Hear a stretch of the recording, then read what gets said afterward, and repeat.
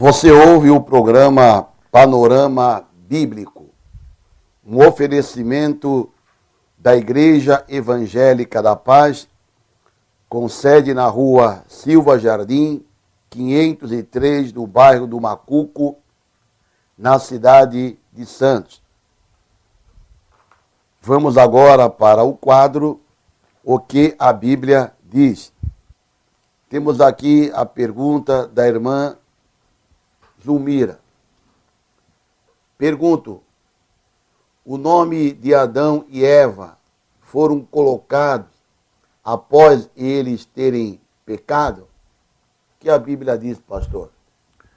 Eu queria que o irmão lesse Gênesis capítulo 2, verso 19. Havendo, pois, o Senhor Deus formado da terra todo o animal do campo e toda a ave dos céus, os trouxe a Adão, para este ver como lhes chamaria. E tudo que Adão chamou a toda alma vivente, isto foi o seu nome. Então a palavra Adão vem de criado da terra, no caso, no hebraico, a terra vermelha. Não vemos anteriormente na Bíblia qualquer referência ao nome Adão, apenas a formação do homem. O nome, pela primeira vez, encontramos nesse texto que o irmão leu. E no verso 20 diz: E Adão pôs os nomes a todo gado. E também depois encontramos a formação da mulher, no verso 21. Então o Senhor Deus fez cair um sono pesado sobre Adão, e este adormeceu, e tomou uma das suas costelas, e cerrou a carne em seu lugar. E da costela que o Senhor Deus tomou do homem, formou uma mulher, e trouxe-a a Adão. Nós observamos aqui, né, pastor, então, que o nome Adão, que aparece aqui pela primeira vez, no versículo 19, foi antes da queda, né? Que a irmã está perguntando se o nome foi colocado após a queda. A queda acontece no capítulo 3, né? Isso. E também o significado de Eva, né? O significado de Eva, a que vive, a que tem vida, como Deus formou a sua adjutora, a mulher. Então aqui está a resposta da nossa irmã. Agora aqui em Gênesis, pastor, capítulo 3, versículo 20, após aqui a tentação de Eva e a queda do homem, nós encontramos aqui Adão colocando, né, o nome de Eva. Capítulo 3 de Gênesis, versículo 20. E chamou Adão o nome de sua mulher Eva, porquanto ela era a mãe de todos os viventes. Eva, que significa a mãe da vida, né? É o que vive. Significa vida, porque ela era a primeira mãe dos seres humanos em todas as gerações. Então aqui aparece o nome de Eva após a queda. Certo. E de Adão aparece, então, antes da queda. Temos aqui uma outra pergunta, pastor, do Eduardo. Ele pergunta: Constantino pertencia a uma igreja evangélica? Imperador Constantino? Talvez a pergunta desse nosso consulente seja porque tem grupos religiosos que falam que no caso, a guarda do domingo, né, quem instituiu foi Constantino, então que Constantino era um ímpio e por aí vai. Nós queremos dizer que Constantino foi imperador romano, que viveu no ano 288, a 337, e o que caracteriza ele é que em seu governo a fé cristã ela se tornou a religião oficial do Império Romano. Diz que numa batalha Constantino saiu com os seus exércitos sobre uma bandeira e ele foi vitorioso com uma bandeira da cruz, e nós não sabemos até que ponto realmente houve ou não uma conversão verdadeira com relação a Constantino. Nós sabemos que realmente houve uma influência, porque o cristianismo então não foi mais perseguido como era anteriormente. Outra situação também que podemos citar, histórica, foi que Constantino teve uma grande influência de sua mãe, Helena, que construiu muitas igrejas que estão lá na Palestina, especialmente em Jerusalém, e dessa maneira houve então essa participação, e aí vemos que a palavra evangélico é uma palavra mais recente, né? Uma palavra que podemos dizer que é do século XVIII, XIX, que começaram a denominação Igreja Evangélica. Até então não existia essa denominação, né? Então a igreja não foi, né, inventada por este imperador, né? A igreja teve o seu início no dia de Pentecostes, com a descida do Espírito Santo, onde houve a pregação do Evangelho e quase 3.000 almas se converteram e entraram no reino de Deus, conforme Atos capítulo 2, versículo 41. Mais adiante vemos a pregação de Pedro e outros 5.000 também se converteram, e a igreja ia crescendo, conforme Atos capítulo 2, versículo 47, e assim foi se expandindo a mensagem do Evangelho, né? Então, dizer que foi Constantino que deu início ao cristianismo não é correto, né, pastor? Porque a mensagem do Evangelho é oriunda de Cristo, né? E ele falou, ir e pregar o Evangelho a toda a criatura. Quando nós estudamos a história da igreja, nós vemos que houve vários períodos na história, né? A igreja passou por um período que é considerado a Era das Trevas. E o grande movimento da reforma, aconteceram alguns movimentos isolados, como os valdenses, como o Wycliffe, como os chamados anabatistas. Foram movimentos que sempre fizeram uma pequena reforma, mas foram reformas locais.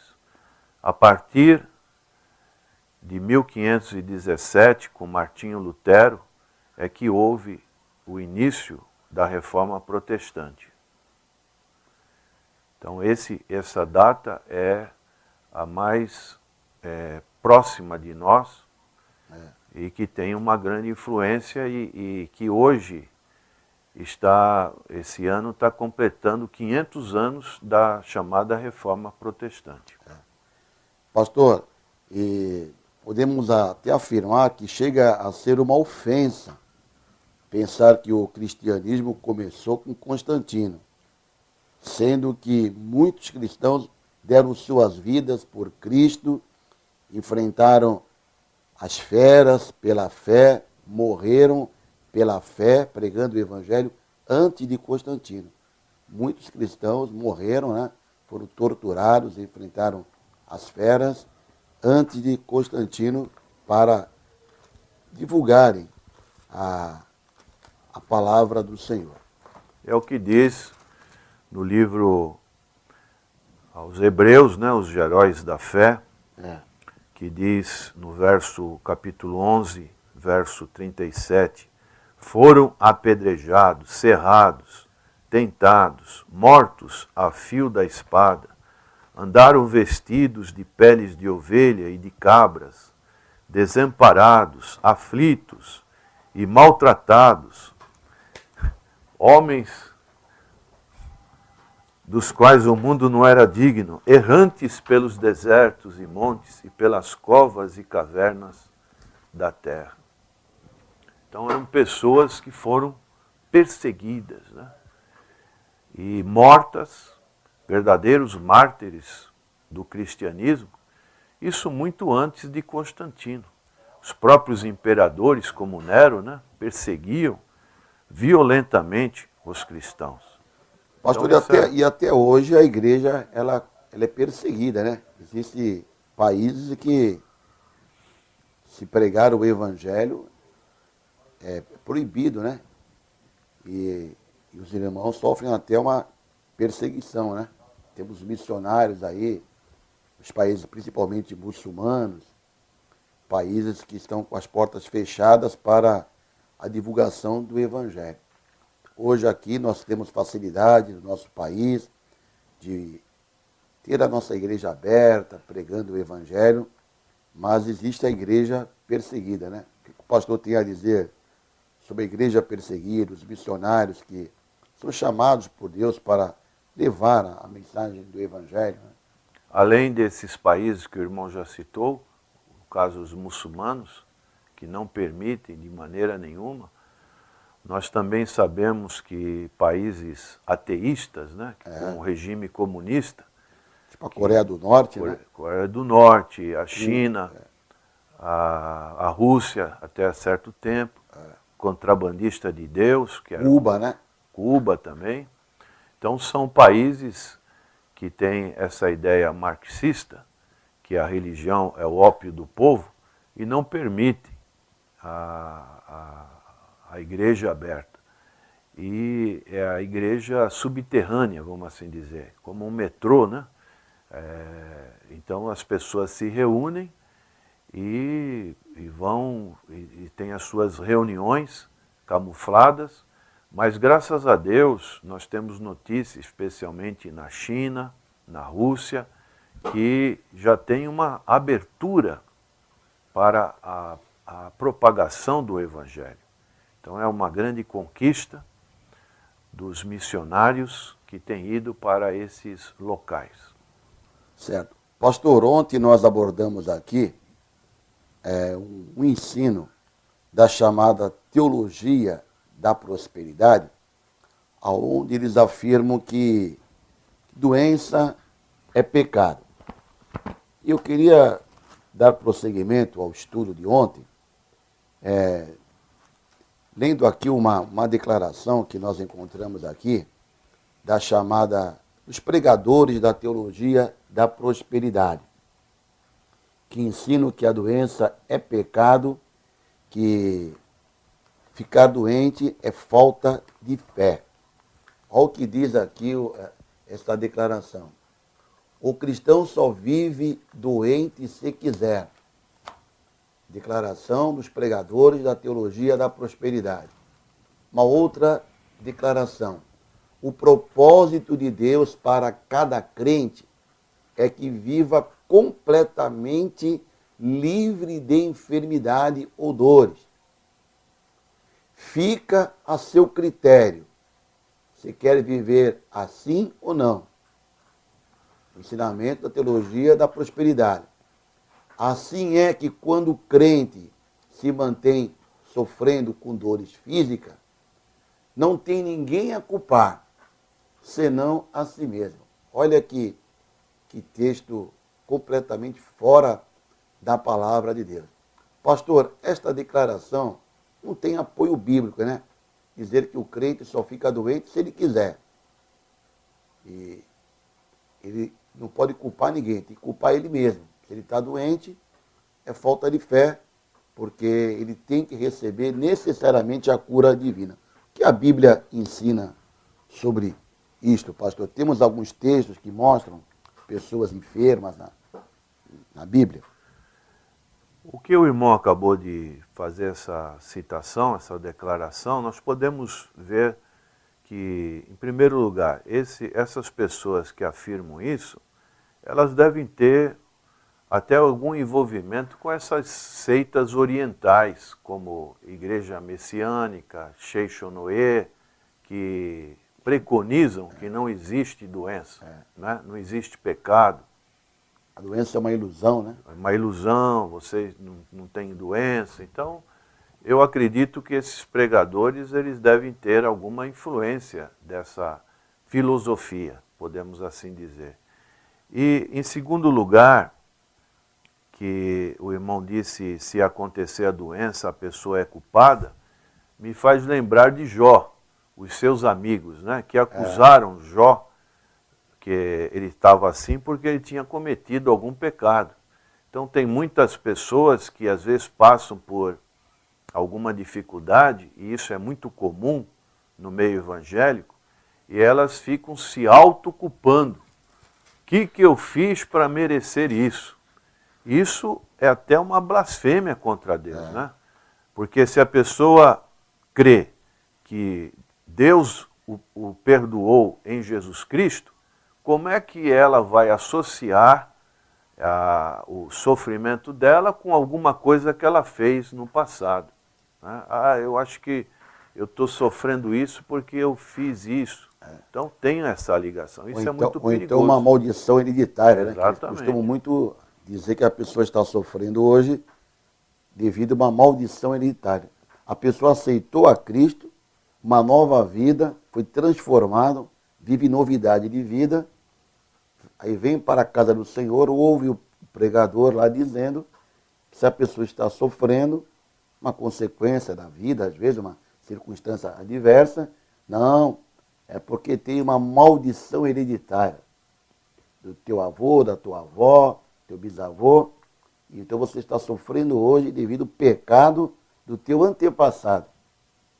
Então a pessoa tem que entrar num processo de quebra de maldição, de cura interior, para poder, porque está sofrendo por causa do pecado do seu antepassado. Está enfermo hoje devido a uma maldição. Isso é totalmente contrário à palavra do Senhor Jesus, porque quem está em Cristo, nova criatura é. As coisas velhas se passaram. Não há condenação para quem está em Cristo. Quem está em Cristo não está debaixo de maldição, ao contrário, está debaixo de bênção, né? Amém. Não precisa fazer uma regressão, né? E a Bíblia fala que os nossos pecados foram jogados no fundo do mar. Nós somos como um tição tirado do fogo. Então o Senhor Jesus levou sobre si os nossos pecados. E agora estamos livres. E o sangue de Jesus purifica de todo pecado. Exatamente. Não fica nenhum resquício, não fica nada. Mas nós encontramos na Bíblia, né, pessoas que tiveram fé e que adoeceram, porque essa teologia da prosperidade diz que a pessoa que está doente está demonstrando que não tem fé. Uma pessoa que não tem fé, só fica doente quem não tem fé, segundo os ensinamentos dos pregadores da teologia da prosperidade, das chamadas igrejas neopentecostais. O irmão poderia ler 2 Reis, capítulo 13, verso 14. 2 Reis, capítulo 13, versículo 14. Interessante, né, pastor? Aqui fala que Eliseu adoece, né? É o título, aqui é o tema. Vamos ler. E Eliseu estava doente da sua doença de que morreu. E Jeoás, rei de Israel, desceu a ele e chorou sobre o seu rosto e disse: meu pai, carros de Israel e seus cavaleiros. Interessante, né, pastor? Então Eliseu era um homem de fé, não era? Servo do Senhor, foi grandemente usado por Deus, E aqui está dizendo que ele estava doente, da doença de que ele morreu. Então Eliseu morreu devido a uma doença, uma enfermidade. E ele era um homem de fé. Aí vem agora os pregadores da teologia da prosperidade, vê lá o irmão lá do leito da enfermidade, dizer que ele não tem fé. Está duvidando da obra de Cristo na vida dele. Assim, você está doente, você é uma pessoa fracassada, você não tem fé. Sendo que a Bíblia aqui aponta que Eliseu, um homem de fé, um homem que foi grandemente usado por Deus, ficou doente. Não somente ficou doente, mas morreu devido a esta doença, esta enfermidade. O que nós poderíamos também, aproveitando esse ensejo desse assunto, e nós ouvimos muito a seguinte declaração: a oração forte. O que o irmão acha e pensa nisso? Também ouvimos a seguinte declaração: aquela igreja não tem poder. Como que entendemos declarações como essa, que uma pessoa ela tem a capacidade e autoridade de dizer: fulano tem poder e a oração do outro irmão não tem poder? Como fazer um parâmetro, uma avaliação do que é uma oração com poder e de uma oração que não tem poder? Porque veja bem, pastor, não existe a chamada oração forte. É até pecado falar uma coisa dessa. Venha para a igreja que vai ser efetuada nesta noite, neste final de semana, uma oração forte. Não existe oração forte ou oração fraca. Nós oramos a Deus em nome do Senhor Jesus. O que temos é um Deus forte, um Deus onipotente, um Deus poderoso. Temos um Senhor Jesus forte, que Ele tem poder para curar qualquer enfermidade e de realizar milagre. E nós invocamos o seu poder, pedimos a Ele, e conforme a vontade dEle, as pessoas são abençoadas. Então não existe uma oração forte. Oramos a um Deus forte, a um Deus poderoso. Todos nós estamos debaixo da misericórdia do Senhor e com humildade oramos e intercedemos. E pedimos ao Senhor Jesus que Ele efetue, os milagres. A palavra de Deus nos diz em 1 Pedro que todos nós somos sacerdotes reais, povo santo, povo adquirido. Todos podemos orar ao Senhor. Então, se a pessoa está consagrada a Deus, uma vida reta diante do Senhor, realmente ela tem toda a condição, a característica para interceder, independente também do grau. Não pode ser o ungido de Deus, né? Isso também, Deus, Ele aceita a oração de qualquer servo, independente da sua titulação. E a Bíblia também fala sobre acerca da diversidade dos dons espirituais. A Bíblia também fala sobre os dons de cura, né? Então, aqui em 1 Coríntios, capítulo 12, onde fala sobre a diversidade dos dons espirituais, no versículo 9 fala: e a outro pelo mesmo Espírito, e a fé, e a outro pelo mesmo Espírito os dons de curar, e a outro a operação de maravilhas, a outro a profecia, e a outro o dom de discernir espírito, e aí a outro variedade de línguas. Então, nós acreditamos também os dons espirituais. E os dons espirituais são dados à igreja. Então, Deus pode levantar uma pessoa na igreja, dependendo da necessidade, com dons, como diz aqui no plural, dons de curar. Então, nós cremos nos dons espirituais que são dados à igreja. Havendo uma necessidade, Deus pode utilizar qualquer pessoa da igreja, um servo dele, para, através da capacitação do Espírito Santo, orar e a pessoa receber a cura divina. Mas não aquela pessoa especial, privilegiada. Eu tenho este dom. Não, os dons foram dados à igreja para a edificação do corpo de Cristo.